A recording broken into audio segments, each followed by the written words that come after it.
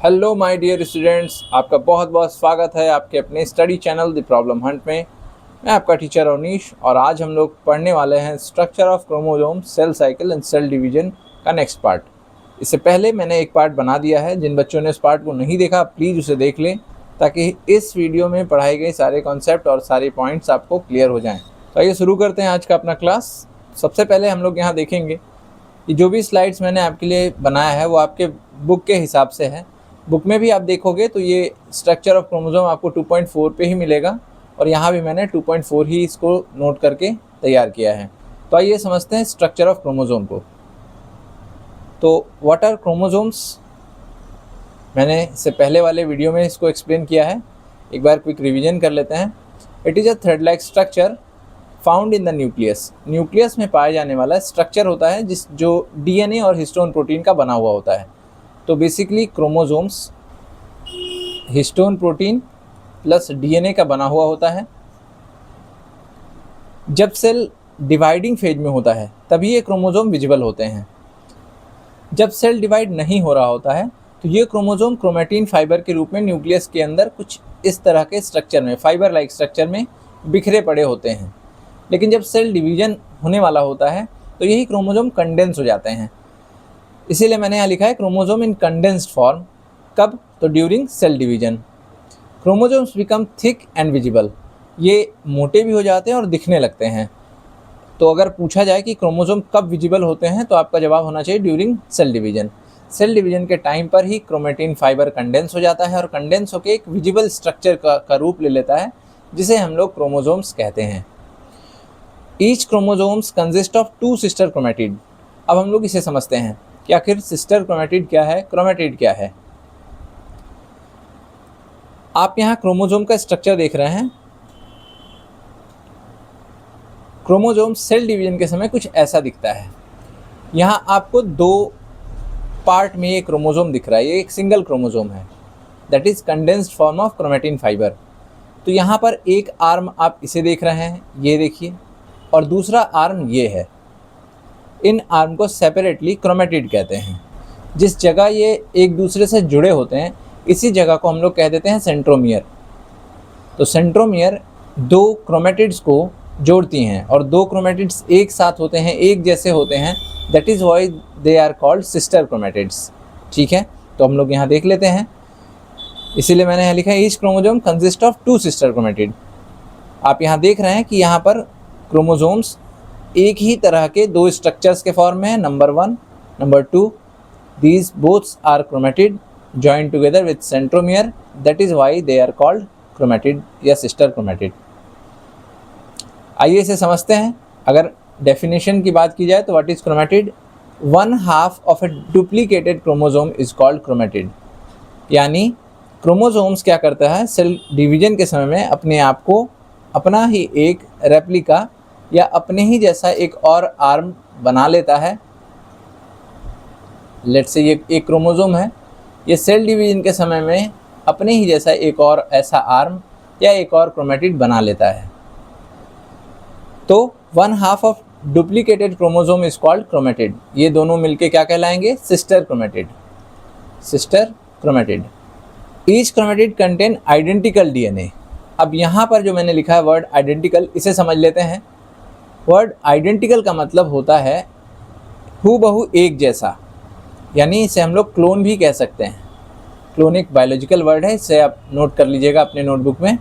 Identical means एकदम एक जैसा, हर तरीके से ये दोनों क्रोमैटिड्स बिल्कुल आइडेंटिकल होते हैं, यानी हूबहू एक जैसे होते हैं।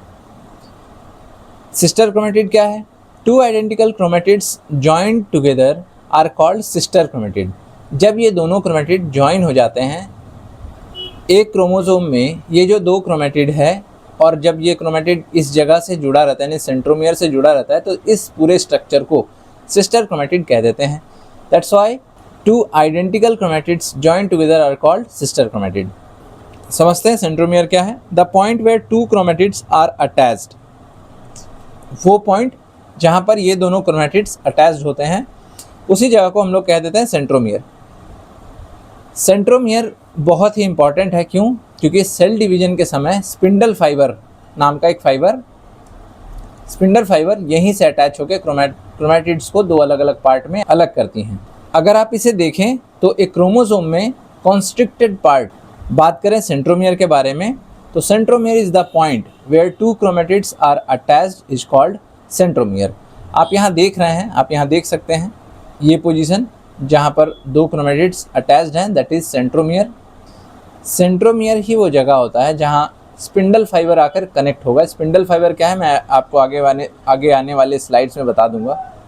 यहीं से स्पिंडल फाइबर कनेक्ट होकर इस क्रोमोसोम को अलग करता है। अगर बात करें सेंट्रोमियर के फंक्शन की, it helps spindle fibre attach during cell division. What is spindle fibre, आइए इसे समझ लेते हैं। स्पिंडल फाइबर बेसिकली एक फाइबर यानी धागे की तरह माइक्रोट्यूब्यूल्स होते हैं जो सेल डिवीजन के समय अपीयर होते हैं, और इनका फंक्शन होता है क्रोमोसोम्स को अलग अलग भाग में डिवाइड कर देना या बांट देना। इसे थोड़ा और समझ लेते हैं। एक अनडिवाइडेड सेल में न्यूक्लियस के नज़दीक कुछ ऐसे स्ट्रक्चर्स दिखाई देते हैं, कुछ ऐसे स्ट्रक्चर्स प्रेजेंट होते हैं। इसी रीजन को जहाँ पर ऐसे स्ट्रक्चर दिखाई देते हैं हम लोग इसे कह देते हैं centrosome. This region is called centrosome. अब ये जो एक दूसरे के ऊपर 90 डिग्री ये ट्यूब्स दिख रहे हैं, इन्हें हम सेंट्रियोल कहते हैं। सेंट्रियोल के अंदर और भी फर्दर अगर देखा जाए तो एकदम फाइन माइक्रोट्यूब्यूल्स होते हैं, और भी छोटे छोटे ट्यूब लाइक स्ट्रक्चर होते हैं, माइक्रो ट्यूब लाइक स्ट्रक्चर होते हैं, that is called microtubule. In structures को हम लोग कह देते हैं। ये माइक्रोट्यूब्यूल बेसिकली ट्यूबुलिन नाम के प्रोटीन के बने होते हैं, लेकिन जब सेल डिवीजन हो रहा होता है इन्हीं माइक्रोट्यूब्यूल्स को हम लोग स्पिंडल फाइबर कह देते हैं, क्योंकि ये माइक्रोट्यूब्यूल एकदम धागे की तरह दिखने लगते हैं। सेल डिवीजन जब मैं आपको पढ़ाऊंगा तो आप देखोगे कि क्रोमोसोम्स को कैसे ये माइक्रोट्यूब्यूल्स धागे की तरह खींच रहे हैं, और अलग करने में, सेल को प्रॉपरली डिवाइड करने में ये स्पिंडल फाइबर बहुत इंपॉर्टेंट रोल प्ले करता है। तो मुझे उम्मीद है कि आपको ये स्पिंडल फाइबर समझ में आया होगा। ओवरव्यू लिया जाए तो सेंट्रोजोम एक रीजन होता है न्यूक्लियस के पास। सेंट्रोजोम्स के अंदर होते हैं सेंट्रियोल्स में भरा होता है माइक्रोट्यूब्यूल जो कि ट्यूबुलिन प्रोटीन का बना होता है। इस माइक्रोट्यूब्यूल को ही सेल डिवीजन के समय स्पेशल फंक्शन परफॉर्म करने के चलते ही कह देते हैं स्पिंडल फाइबर। आई होप कि आपको स्पिंडल फाइबर अच्छे से समझ में आया होगा। इसके बारे में और भी जो थोड़ी बहुत बातें बची होंगी मैं आपको सेल डिवीजन जब बता रहा हूँगा तो समझा दूंगा। तो मैंने लिखा है it helps spindle fibre attach during cell division. Spindle fibre कहाँ अटैच होते हैं? तो क्रोमोसोम्स के सेंट्रोमियर में, क्रोमोसोम्स के यही रीजन, वहीं आकर स्पिंडल फाइबर अटैच होते हैं और इन्हें अपार्ट कर देते हैं, यानी अलग कर देते हैं यहाँ से। It helps in separation of sister chromatid. Sister chromatids को अलग करने में सेंट्रोमियर ही वो प्लेस है, वो पोजीशन है जहाँ से सेपरेशन हो पाता है सिस्टर क्रोमैटिड्स का। The next point is role in cell division. During cell division spindle fibre pulls chromatid apart. Spindle fibre cell division के समय इन दोनों क्रोमैटिड्स को अपनी ओर खींचते हैं, या यूँ कहें कि ये स्पिंडल फाइबर सिकुड़ने लगते हैं। सिकुड़ने की वजह से यहाँ से, इस प्लेस से क्रोमोसोम्स जो है दो भाग में बढ़ जाते हैं, यानी दोनों क्रोमैटिड्स अलग हो जाते हैं। Each chromatids move to opposite poles of cell. अब ये अपोजिट पोल क्या है? जब हम लोग सेल का डिवीजन देख रहे होंगे तो हम लोग देखेंगे कि न्यूक्लियस के दोनों सिरों पर इस तरीके से माइक्रोट्यूब्यूल्स आ जाएंगे, और यही माइक्रोट्यूब्यूल्स क्या करेंगे, इसके अंदर जो क्रोमोसोम्स हैं उन क्रोमोसोम्स में इन्हीं सेंट्रोजोम से माइक्रोट्यूब्यूल्स, जो कि अब स्पिंडल फाइबर कहला रहे हैं, वो इस तरह से अटैच होकर क्रोमैटिड्स को अलग कर देंगे और सेल डिवीजन प्रोसेस को पूरा करने में मदद करेंगे। इसीलिए मैंने यहाँ लिखा है each chromatid moves to opposite poles of the cell. तो जब ये स्पिंडल फाइबर्स इन क्रोमोसोम्स या क्रोमैटिड्स को अपनी ओर खींचेंगी तो कुछ क्रोमैटिड ऊपर की ओर चले जाएंगे और कुछ क्रोमैटिड नीचे की ओर चले जाएंगे। ये बिल्कुल जैसे अर्थ के पास एक नॉर्थ पोल और साउथ पोल होता है, उसी तरह से दो पोल यहाँ सेल में भी बन जाता है। आई होप कि आपको ये पॉइंट समझ में आ गए होंगे। After sale division chromatids become independent chromosome. ये क्रोमैटिड्स जो स्पिंडल फाइबर के द्वारा अलग कर दी गई थी, ये क्रोमोसोम्स पूरी तरह से अब नए क्रोमोसोम्स के रूप में फिर से नए सेल में अपीयर होंगे। They decondense into thin chromatin fibre and then ये डीकंडेंस हो जाएंगे, यानी पतले पतले धागे जैसा स्ट्रक्चर में फिर से बदल जाएंगे, और यही पतले पतले धागे जो हैं ये कहलाते हैं क्रोमेटिन फाइबर। अब हम लोग समझते हैं अपना next point, what are genes. Genes क्या हैं? अगर डेफिनेशन देखा जाए तो genes are specific sequence of nucleotides present on a chromosome और डीएनए। क्रोमोसोम किससे बना है? तो क्रोमोसोम डीएनए से बना है। डीएनए कुछ ऐसा दिखता है। इसी डीएनए पर sequence of nucleotide. What is nucleotide, ये मैंने आपको पहले के वीडियो में बता दिया है, आप ज़रूर वहाँ जाके उस वीडियो को देखें। तो न्यूक्लियोटाइड का सीक्वेंस, यानी बेसिकली आसान भाषा में कहें तो जीन्स जो है डीएनए का एक टुकड़ा होता है, एक पार्ट होता है। These sequence encode particular protein. इस सीक्वेंस में यानी इस टुकड़े में एक खास तरह का प्रोटीन होता है, या ये टुकड़ा एक खास तरह का प्रोटीन बनाता है जो अपने आप में एक कोड लिए हुए है। अब ये कोड क्या करता है ये मैं अभी बताता हूँ। यहाँ मैंने लिखा है expression of genes. These proteins are expressed as specific feature. यही प्रोटीन्स जो है स्पेसिफिक फीचर का कारण बनते हैं, दैट इज़ कॉल्ड ट्रेट्स। हमारे बॉडी में हमारा चेहरा, हमारे बाल, आँख, नाक, कान, हमारा बिहेवियर, ये सब हमारे पेरेंट्स से रिजेंबल होता है, यानी हमारे पेरेंट्स से मिलता जुलता हमारे ये सारा कैरेक्टरिस्टिक, यानी ये सारे फीचर हमारे बॉडी में हैं। इन सारे फीचर को बनाने वाला यही कोडेड प्रोटीन है। बहुत ही हैरानी की बात है ना कि एक प्रोटीन आपके बिहेवियर, आपके स्ट्रक्चर, आपके बॉडी, आपका सोचना, व्यवहार, यानी ओवरऑल आपका सब कुछ वो तय करता है। उस प्रोटीन को बनने का जहाँ से कमांड मिलता है, दैट प्लेस इज जीन। और जीन क्या है? डीएनए का एक पार्ट है। तो यहाँ मैंने लिखा है जैसे आई कलर, हाइट एट्सेट्रा, हर कुछ आपके जीन से ही तय होता है कि आपकी हाइट क्या होगी, आपकी आंखों का रंग कैसा होगा, आपके चलने का ढंग कैसा होगा, एंड सो ऑन। अब हम लोग समझते हैं रोल ऑफ हेरिडिटी को, कि जीन का हेरिडिटी से क्या संबंध। What is heredity? हेरिडिटी का मतलब होता है अनुवांशिकी।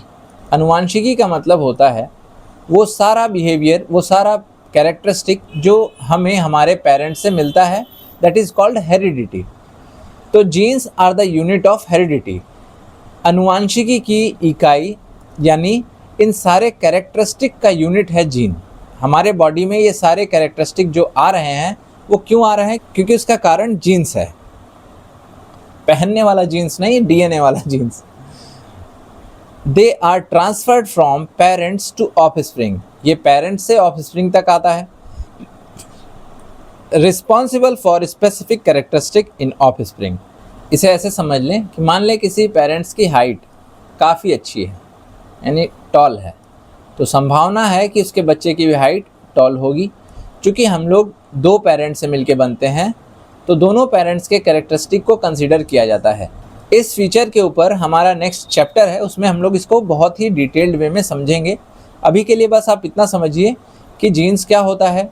तो डीएनए का एक हिस्सा है, डीएनए का एक पार्ट है, या कहते हैं तो सीक्वेंस ऑफ न्यूक्लियोटाइड है, जो कि एक प्रोटीन बनाता है। उस प्रोटीन में एक कोड छिपा होता है, वो कोड तय करता है कि आपके पेरेंट्स के जैसा ही आपको भी वो बनाए। आइए कुछ एक्स्ट्रा फैक्ट समझ लेते हैं। चूँकि ये आपके सिलेबस में तो नहीं है, लेकिन आपके बुक में दिया हुआ है, इसलिए इसे एक बार समझ लेते हैं। डीएनए फिंगरप्रिंटिंग क्या होता है? तो large portion of DNA, about 99%, are non functional region. These regions show variation among individuals. DNA में लगभग 99% जो हिस्सा होता है या जो रीजन होता है वो फंक्शनल नहीं होता है। इसी के चलते हर डीएनए में, हर इंसान के डीएनए में बहुत ज़्यादा वेरिएशन देखने को मिलती हैं। अब समझते हैं कि ये डीएनए फिंगरप्रिंटिंग आखिर क्या होता है। तो ये एक टेक्निक है जिसकी मदद से हम लोग आइडेंटिफिकेशन करते हैं किसी भी इंडिविजुअल का। बात करें यूजेज की, तो establish of paternity and maternity. अगर कहीं डिस्प्यूट हो जाए और डिस्प्यूट में क्वेश्चन ये अराइज हो जाए कि कोई भी बॉय या गर्ल उनके पेरेंट्स अगर ये जानना चाहें कि वो डायरेक्ट उनका अपना बच्चा है या नहीं है, कहीं अगर ये क्वेश्चन रेज हो जाता है, तो दोनों के आइदर बॉय या गर्ल के डीएनए को उनके क्लेम्ड पेरेंट्स के डीएनए से मैच कराया जाता है। अगर डीएनए मैच हो जाता है तो फिर ये कंफर्म हो जाता है कि बच्चे उन्हीं के हैं। और इसका इस्तेमाल क्रिमिनल इन्वेस्टिगेशंस में भी आज के मॉडर्न एरा में बहुत ज़्यादा किया जा रहा है। ये एक बहुत ही अच्छा साइंटिफिक मेथड है। किसी भी क्राइम में ये बहुत ही एविडेंस के रूप में लिया जाता है। आजकल डीएनए फिंगरप्रिंटिंग हो गया, तो एक बायोलॉजिकल एविडेंस के रूप में क्राइम को समझने में, क्राइम को सॉल्व करने में इससे बहुत मदद मिलती है। जैसे ब्लड स्टेन्स, कहीं अगर खून के धब्बे हैं, उस ब्लड स्टेन के डीएनए से बहुत कुछ पता चलता है। सीमन टेस्ट हो सकता है, हेयर हो सकता है, क्लोथ्स हो सकता है। आप लोगों ने एक चीज़ तो देखा होगा, आप लोगों ने अपने फिंगर में देखा होगा, बहुत ऐसे बहुत सारे पैटर्न्स होते हैं हमारे फिंगर में। ये जो पैटर्न है ये फिंगरप्रिंट कहलाते हैं।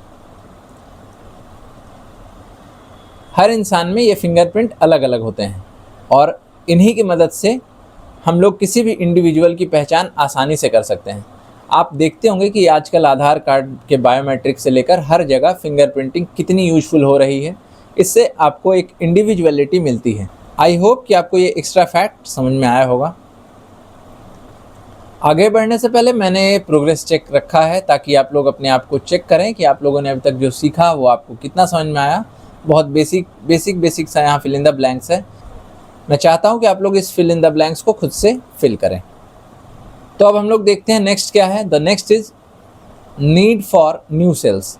आखिर न्यू सेल्स की ज़रूरत क्यों पड़ती है, सेल क्यों डिवाइड करते हैं, वो कौन से कारण हैं जिनके चलते सेल को डिवाइड करना पड़ता है। बेसिकली अगर देखा जाए तो चार ऐसे फैक्टर हैं, चार ऐसे मेन फैक्टर हैं जिसके चलते सेल को डिवाइड करना ही पड़ता है। They are growth, replacement, repair and reproduction. तो इन्हीं चारों मेन पॉइंट्स को हम लोग एक एक करके समझेंगे कि आखिर ये क्या होते हैं और कैसे होते हैं। तो यहाँ मैंने लिखा है कि new cells are produced for 4 main reasons. The first one is growth. Organisms begin life as a single cell. हम लोग सभी के जीवन की शुरुआत एक सिंगल सेल से हुई थी, जिसे हम लोग जाइगोट भी कहते हैं। जाइगोट एक सिंगल सेल होता है। उसके बाद यही रिपीटेडली डिवाइड करना शुरू करता है। इसी जाइगोट में सेल का डिवीजन होना शुरू होता है। सेल डिवीजन होने से होते होते ये क्लस्टर ऑफ सेल बन जाते हैं, यानी सेल के गुच्छे बन जाते हैं। This cell divides repeatedly to form cluster of cell. Cluster of cell का मतलब सेल के गुच्छे। Cell differentiate to form tissue and organ, therefore cell division is essential for growth. यही क्लस्टर ऑफ सेल्स आगे चल के टिश्यू का form करते हैं और टिश्यू से फिर बनता है बॉडी का ऑर्गन, ऑर्गन से बनता है ऑर्गन सिस्टम और ऑर्गन सिस्टम के बाद कंप्लीट होती है हमारी बॉडी। तो आप लोगों ने ये समझा नीड फॉर न्यू सेल्स, क्या ज़रूरत है नए सेल के बनने की। अगर नए सेल हमारे शरीर में ना बने होते तो क्या हमारा ग्रोथ संभव था, हम बड़े हो भी पाते? बिल्कुल नहीं। The second one is replacement. Body में हमेशा वियर एंड टियर हो रहा है। वियर एंड टियर का मतलब जैसे स्किन सेल हैं, तो स्किन सेल हमेशा शेड होती हैं, शेड मतलब झड़ती हैं और नए स्किन सेल्स बनते हैं, नए स्किन सेल्स बनते रहते हैं। ये एक ऑटोमेटिक प्रोसेस है जो हमारे बॉडी में सेल द्वारा परफॉर्म किया जाता है। एग्जाम्पल के तौर पर 2 मिलियन आरबीसी हर सेकेंड, सोच के देखिए, एक सेकेंड में 2 million, 2 million means 20 lakh RBC यानी रेड ब्लड सेल हमारे शरीर में हर सेकेंड डिस्ट्रॉय हो रही है। तो इसी के रेशियो में बन भी रही होती है।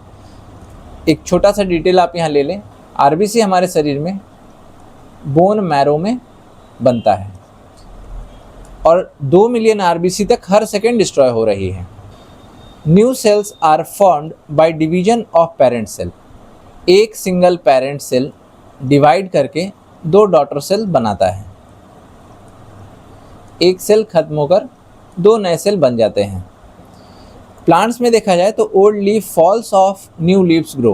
प्लांट में भी क्या हो रहा होता है, पत्ते शेड होते हैं, यानी उनके लीव्स जो हैं झड़ रहे होते हैं और नए लीव्स आते हैं उसमें। तो इस तरह से हम लोगों ने देखा कि नए सेल की क्या आवश्यकता होती है, क्यों why new cell are needed for growth and replacement. अब हम लोग देखते हैं नेक्स्ट। अभी हम लोगों ने देखा कि सेल तो रिप्लेस होते रहती हैं, लेकिन कभी कभी बाई एक्सीडेंट कभी कभी हमारे सेल्स या हमारे टिश्यू या हमारे इवन ऑर्गन तक को डैमेज पहुंच जाता है। तो इस डैमेज को रिपेयर करने के लिए नए सेल का बनना बहुत ज़रूरी है। New cells are needed when an accident और a mishap occurs with us, like cuts, bone fractures. Repair occurs by cell dividing, filling the gaps, joining broken ends. यानी अगर मान लेते हैं ये हड्डी है, ये हड्डी में मान ले कहीं से क्रैक हो जाता है, तो इन क्रैक्स को भरने के लिए नए सेल्स जन्म लेते हैं और इन क्रैक्स को भर देते हैं। या इवन मान लेते हैं हमारे कहीं भी उंगली में या कहीं ऐसा एक कट लग जाता है, तो इस कट को भी भरने के लिए नए सेल्स जन्म लेते हैं या नए सेल्स फॉर्म होते हैं। तो इस तरह से हम लोगों ने देखा रिपेयर करने के लिए नए सेल्स की ज़रूरत होती है। New cells are needed for repair also. And the fourth is reproduction. In unicellular organisms, amoeba and bacteria, division produce two independent organisms. बहुत सारे unicellular organisms like amoeba and bacteria, इनमें एक पेरेंट सेल के अंदर nucleus और इनके chromosomes ये replicate करके डिवाइड हो जाते हैं। और डिवाइड होने के बाद जो दो न्यू सेल्स बनते हैं, ये दो न्यू सेल्स एक्चुअल में दो न्यू ऑर्गेनिजम्स होते हैं। तो इस तरह से सेल जस्ट डिवाइड करके नए ऑर्गेनिजम्स को रिप्रोड्यूस करती है। यानी न्यू सेल का formation he mode of reproduction कई ऑर्गेनिजम्स में देखा जा सकता है, like unicellular organism, amoeba and bacteria. लेकिन अगर बात करें हायर ऑर्गेनिजम्स लाइक ह्यूमंस, इनमें स्पेशल सेल्स पाए जाते हैं। स्पेशल सेल जिसे हम लोग गैमेट कहते हैं, गैमेट्स, सेक्स सेल्स भी कहते हैं। अगर मेल और फीमेल अलग अलग हैं तो फीमेल के गैमेट को ओवम कह देते हैं, मेल के गैमेट को स्पर्म कह देते हैं, या इन्हें रिप्रोडक्टिव सेल्स भी कहते हैं। तो इतने सारे नाम एक स्पेशलाइज्ड सेल को दिया जाता है जिनका काम होता है to reproduce new organisms in complex being. इसे थोड़ा और समझ लेते हैं। हमने देखा स्पेशल सेल का मतलब क्या है। Special cell undergo meiosis, produce gametes. ये वर्ड मियोसिस का मतलब क्या है, और यहाँ एक वर्ड हमने देखा था माइटोसिस। सेल जो होते हैं वो दो तरह के डिवीजन शो करते हैं। एक डिवीज़न का नाम है माइटोसिस और एक डिवीज़न का नाम है मियोसिस। ये टाइप ऑफ सेल डिवीज़न है। जब हम लोग सेल डिवीज़न को पढ़ेंगे तो हम लोग इसे बहुत ही अच्छे से समझेंगे। अभी आप बेसिकली समझ लीजिए कि सेल डिवीज़न दो तरह के होते हैं। First one is mitosis, second one is meiosis. तो हमारे शरीर में दो तरह के सेल्स पाए जाते हैं, एक body cell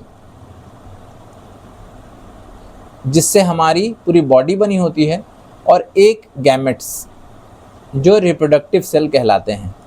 gametes are the cell which is responsible for reproduction in complex being like humans. तो हमारे शरीर में गैमेट्स फॉर्मेशन जिस तरीके से होता है वो सेल डिवीजन का तरीका कहलाता है मियोसिस।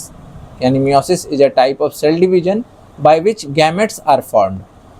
और हमारे रिमेनिंग बॉडी सेल जिस तरीके का सेल डिवीजन शो करती है दैट इज़ माइटोसिस। तो माइटोसिस एक बड़ा सेल डिवीजन का टाइप हो सकता है, क्योंकि इसी के द्वारा हमारे शरीर में सारे बॉडी ऑर्गन्स डिवाइड करते हैं या बनते हैं। लेकिन मियोसिस के चलते हमारे शरीर में गैमेट बनता है। गैमेट मीन्स सेक्स सेल, जिसके चलते ही ह्यूमंस या अदर बीइंग जो है अपने ही जैसा ऑफस्प्रिंग पैदा कर पाते हैं। आइए इसे और समझ लेते हैं। तो आखिर ये दो तरह के सेल डिवीजन क्यों हुए उसे समझ लेते हैं। जैसे अमीबा या बैक्टीरिया में एक सेल से ही एक नया ऑर्गेनिज्म बन गया, जिसे हम लोग एसेक्सुअल रिप्रोडक्शन बोल देते हैं। लेकिन हमारा मोड ऑफ रिप्रोडक्शन कैसा है? Sexual. Sexual mode of reproduction में दो पेरेंट्स का ज़रूरत होता है, that is male and female. तो मेल और फीमेल का ज़रूरत क्यों होता है? मेल गैमेट में या मेल सेक्स सेल में क्रोमोसोम्स की संख्या क्या होती है? आधी होती है in the comparison of other sales. हमारे बॉडी सेल्स में मान लीजिए सेल्स की संख्या अगर 2n के फॉर्म है, दैट इज ह्यूमंस में 46 क्रोमोसोम होती हैं, तो हमारे गैमेट्स में ये बस 23 होता है। ये 23 नंबर वाला क्रोमोसोम ये सेल इनकम्प्लीट सेल होता है। और फीमेल के पास भी इसी तरह जो गैमेट होता है या सेक्स सेल होता है, उसमें भी क्रोमोसोम्स की संख्या आधी होती है यानी 23, और एक नॉर्मल बॉडी सेल में क्रोमोसोम्स की संख्या 46 होती है। इसीलिए ये दोनों गैमेट्स आपस में फ्यूज कर 23 + 23 मीन्स 46 यानी कंप्लीट पेयर वाले क्रोमोसोम्स फॉर्म करते हैं। That is why sexual reproduction is necessary for us. यहाँ पे मैंने वही लिखा है। ह्यूमन क्रोमोसोम की संख्या बात किया जाए तो ह्यूमन बॉडी सेल में 46 होता है क्रोमोसोम्स का संख्या। अगर 2 × n, n यहाँ 23 है यानी 46, लेकिन सेक्स सेल यानी गैमेट्स में इनकी संख्या जस्ट 23 होती है यानी 2n की जगह सिर्फ n होती है। फर्टिलाइजेशन में क्या होता है, एक मेल सेक्स सेल यानी मेल गैमेट एक फीमेल गैमेट के साथ फ्यूज करके एक कंप्लीट सेल बॉडी सेल जिसे हम लोग जाइगोट कह देते हैं उसका फॉर्मेशन करता है। तो स्पर्म में कितना होगा क्रोमोसोम्स की संख्या कितनी होगी, तो स्पर्म में क्रोमोसोम्स की संख्या होती है 23, एग में क्रोमोसोम्स की संख्या होती है 23। दोनों आपस में फ्यूज करते हैं। इसी फ्यूज करने के प्रोसेस को हम लोग कहते हैं फर्टिलाइजेशन। और 46 क्रोमोसोम वाला जाइगोट यानी एक पहला कंप्लीट सेल तैयार होता है। इसी सिंगल सेल को हम लोग जाइगोट कह देते हैं। तो अब हम लोग समझ लेते हैं सेल साइकिल को कि कैसे एक सेल अपना डिवीजन यानी एक सेल से 2 सेल कैसे बनता है। In order for cell to divide it must complete several tasks. एक सेल को डिवाइड करने से पहले उसे बहुत सारे टास्क परफॉर्म करने होते हैं, और ये सारे टास्क परफॉर्म कर जब सेल डिवाइड हो जाता है और नया सेल फॉर्म कर लेता है, that is called cell cycle. एक सेल से 2 डॉटर सेल्स बनने तक का जो पूरा प्रोसेस है, और फिर वो डॉटर सेल्स बड़े होकर ग्रो होकर फिर से 2 डॉटर सेल्स और बनाती हैं, इन्हीं साइकिल को सेल साइकिल कहते हैं। तो इसे हम लोग आसान भाषा में कुछ यूँ समझ लें कि cell divide, grow and redivides. Definition देखा जाए तो cell cycle is a series of events in a cell leading to DNA duplication, formation of 2 daughter cells. अब ये DNA डुप्लीकेशन इतना क्यों ज़रूरी है? हम लोगों ने अभी तक देखा कि सेल के अंदर न्यूक्लियस होता है, और न्यूक्लियस ही इम्पॉर्टेंट क्यों है, क्योंकि न्यूक्लियस में होते हैं क्रोमोसोम्स, और क्रोमोसोम्स में हमारी सारी कैरेक्टरिस्टिक्स, हमारे सारे बॉडी फीचर छुपे होते हैं। कहाँ? DNA में। और थोड़ा डिटेल में समझे तो DNA में भी जीन्स होती हैं। जीन्स ही कारण हैं, जीन ही वो फैक्टर हैं जो हमारे बॉडी के फीचर को शो करते हैं, हमारे बॉडी के फीचर को बरकरार रखते हैं, मेंटेन रखते हैं, और उसे पेरेंट से ऑफ स्प्रिंग तक ले जाते हैं। इसीलिए DNA डुप्लीकेशन बहुत ही ज़रूरी है नए सेल के फॉर्मेशन होने में। तो हम लोग अगर फेजेज में समझें, ऐसा तो नहीं है कि सेल एक ही बार में डिवाइड कर जाएगा, उसके अंदर कई फेजेज होते हैं। तो बेसिकली 2 इम्पॉर्टेंट फेजेज होते हैं, that is interphase and M phase. Interphase is non dividing phase and M phase means mitotic phase और डिवीजन फेज। तो हम लोग इसे समझते हैं। मान लीजिए आप लोग किसी भी एग्ज़ाम में अपीयर होने जाते हैं, तो भले ही आप साल भर ना पढ़े हों, लेकिन एग्ज़ाम नाम सुनते ही आप अपनी तैयारी तो शुरू कर ही देते होंगे। ये सेल डिवीज़न भी उसी तरह की तैयारी है। आप लोग क्या करते हैं, पहले नोट्स तैयार करते हैं, उसके बाद रिवीजन करते हैं, देन एग्ज़ाम देने जाते हैं। उसी तरीके से सेल अपने आप को पहले तैयार करता है। सेल डिवीज़न से पहले सेल अपने आप को प्रिपेयर करता है, सारे सामान इकट्ठा कर ली जाती हैं जिससे सेल डिवीज़न अच्छे से कंप्लीट हो सके। तो ये इंटरफेज ठीक उसी एग्ज़ाम से, जिस तरह से आप लोग एग्ज़ाम के पहले प्रिपरेशन करते हैं, उसी तरह सेल जो है डिवीज़न से पहले प्रिपरेशन करता है। तो इसके की पॉइंट्स को देख लीजिए। Daughter cells are small. Imagine करिए कि एक सेल से 2 डॉटर सेल्स बन गए हैं। अगर बात किया जाए पेरेंट सेल के मुकाबले, डॉटर सेल्स साइज में स्मॉल होते हैं, लेकिन उनके न्यूक्लियस का साइज ऑलमोस्ट पेरेंट सेल से सिमिलर होता है। तो अगर हम एक डॉटर सेल को लेके चलें तो daughter cells are small, have full nucleus, less cytoplasm, इसमें साइटोप्लाज्म की मात्रा कम होती है। तो अगर इस डॉटर सेल को फर्दर डिवाइड करना है तो ये पहले अपना सारा मटेरियल जो इसे नेसेसरी है, पहले ये फुल ग्रोन सेल बनेगा, देन आफ्टर वो डिवाइड करेगा। तो सेल्स क्या होता है, ग्रो इन साइज, पहले वो अपने साइटोप्लाज्म को लार्ज करता है और जो भी मटेरियल या जो भी उसे ज़रूरत की सामग्रियां हैं, ज़रूरत के मटेरियल से वो इकट्ठा करता है बॉडी में, प्रिपेयर फॉर नेक्स्ट डिवीजन, और इसके बाद वो फिर प्रिपेयर होता है अगले डिवीजन के लिए। यहाँ पर मैंने लिखा है interphase is not a resting phase. Resting phase क्या होता है, बात किया जाए अगर रेस्टिंग फेज के बारे में तो एक सेल डिवाइड होने से पहले एक खास तरह के फेज में चला जाता है जिसे हम लोग कह देते हैं रेस्टिंग फेज। इस फेज में सेल डिवाइड नहीं कर रहा होता है और ना ही डिवीजन की तैयारी कर रहा होता है। तो बॉडी में कई ऐसे सेल्स हैं, कई ऐसे ऑर्गन हैं जिनके सेल को फर्दर डिवाइड करने की ज़रूरत नहीं होती है। जब सेल ना तो डिवीजन की तैयारी कर रहा हो और ना वो डिवाइड कर रहा हो, उसी टाइप के सेल के फेज को रेस्टिंग फेज हम लोग कह देते हैं। तो यहाँ मैंने लिखा है इसलिए earlier called resting phase. Interphase का मतलब सेल डिवीजन की तैयारी में लग गया है, लेकिन उससे पहले अगर वो डिवीजन की तैयारी ना कर रहा हो तो उस फेज के सेल को हम लोग कह देंगे कि ये सेल रेस्टिंग फेज में है। Actually cell is very active, DNA synthesise occurs. Interphase में क्या होता है, सेल पूरी तरह से एक्टिवली काम करता है और डीएनए, नए नए डीएनए स्ट्रैंड उसमें बन रहे होते हैं। आइए अब हम लोग समझ लेते हैं इंटरफेज को थोड़ा और डिटेल्ड वे में। तो इंटरफेज के बेसिकली 3 फेजेज होते हैं, that is G1, S and G2।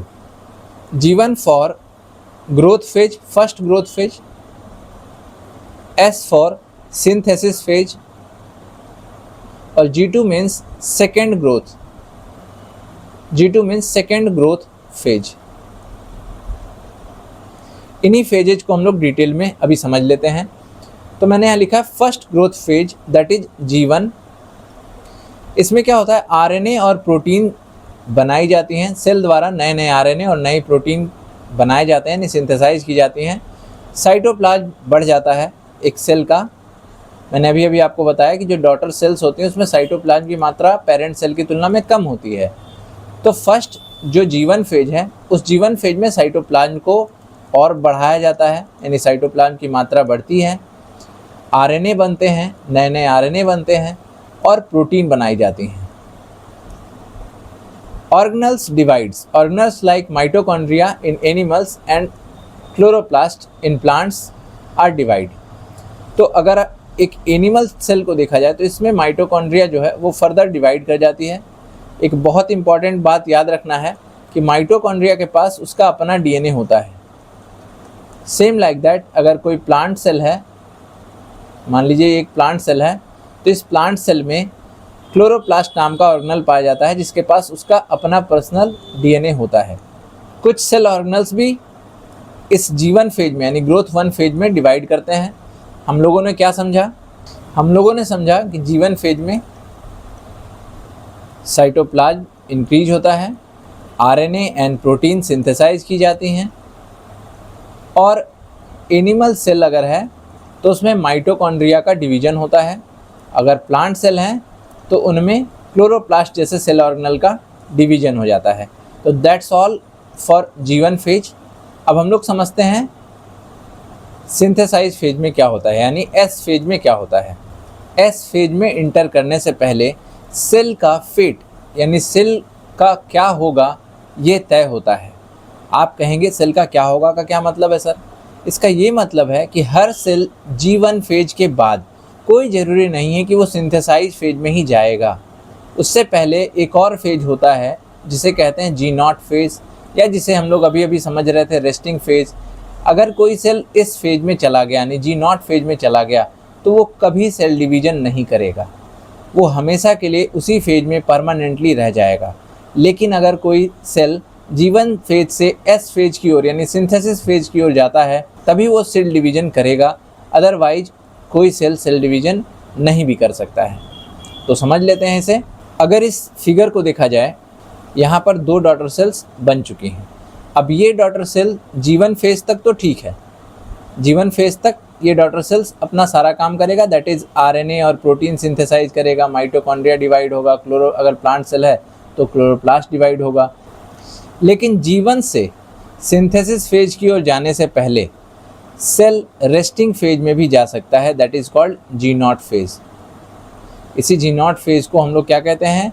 Resting phase कहते हैं। G0 सेल में कुछ हमारे बॉडी के सेल जैसे न्यूरॉन ये G0 फेज में चले जाते हैं। इसीलिए अगर नर्व डैमेज हो जाए, अगर एक बार नर्व डैमेज हो जाए तो नर्व दोबारा नहीं बन पाता है।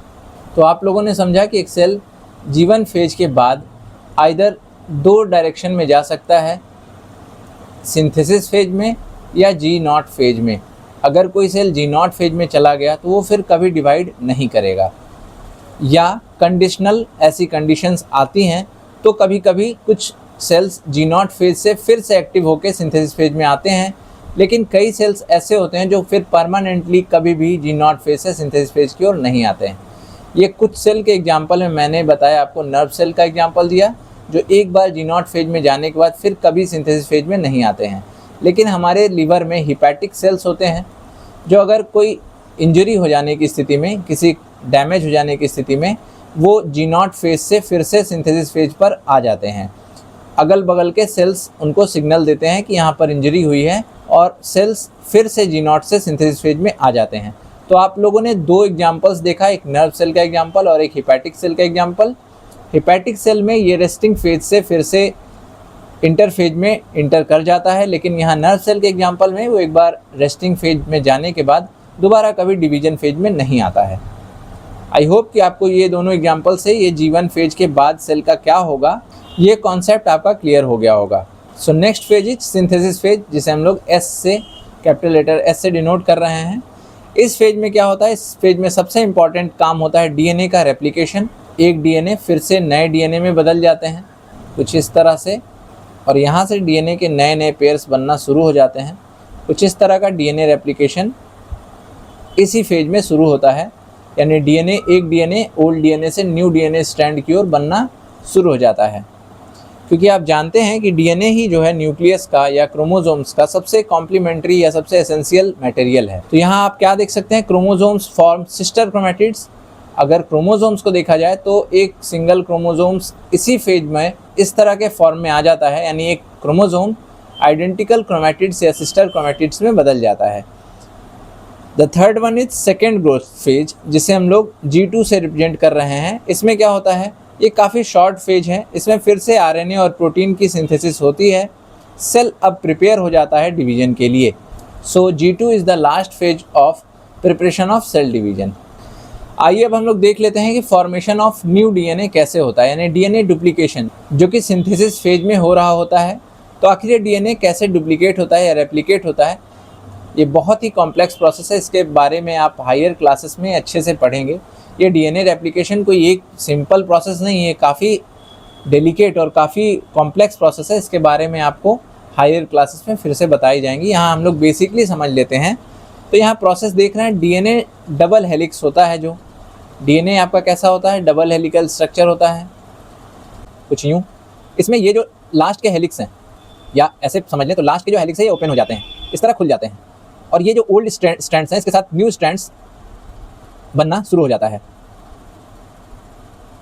यानी एक DNA के स्ट्रैंड्स ओपन होते हैं और यहाँ नए DNA के स्ट्रैंड्स बनना शुरू हो जाते हैं, और ये सुटेबल नाइट्रोजनस बेस के साथ एक दूसरे के साथ लिंक होना शुरू हो जाते हैं। जैसे हम लोग इसे यहाँ देख सकते हैं। आप यहाँ देख सकते हैं DNA रेप्लिकेशन कैसे हो रहा है। ये ओल्ड DNA है, यहाँ से इसका स्ट्रैंड खुल रहा है, और ये हैं उसके बेसिस। ये ओल्ड स्ट्रैंड यहाँ न्यू स्ट्रैंड बनना शुरू हो रहे हैं, और फिर धीरे धीरे देखिए यहाँ स्टेप 1 में डबल हेलिक्स अनवाइंड हो रहा है, अनजिप हो रहा है, और नया स्ट्रैंड यहाँ क्रिएट हो रहा है।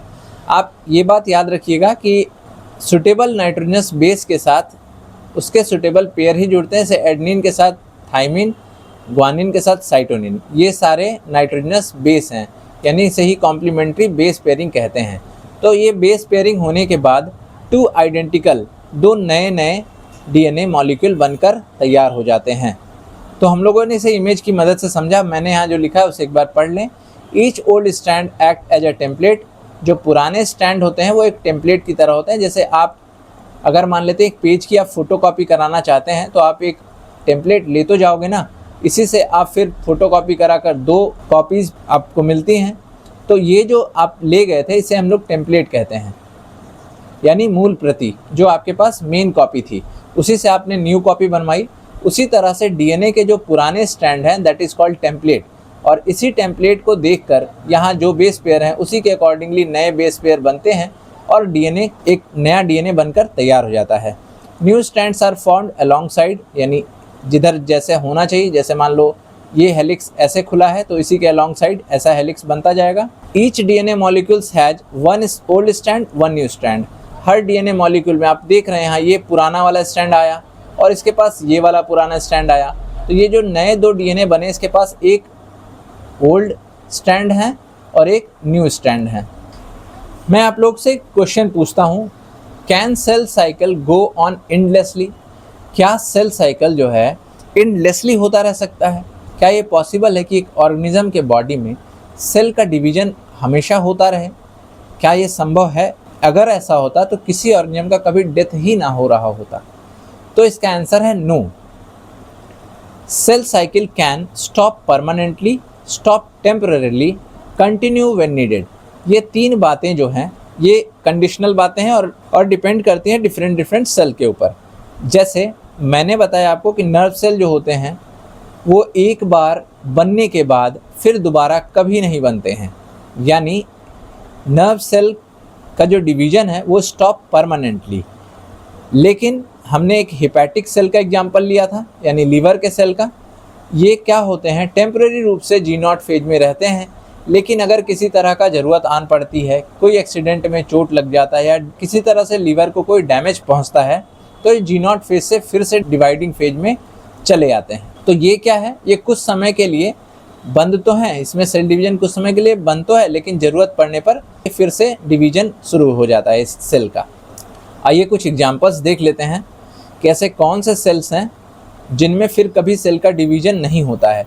फर्स्ट एग्जांपल है आई लेंस सेल। हमारी आंखों में एक लेंस लगा हुआ होता है।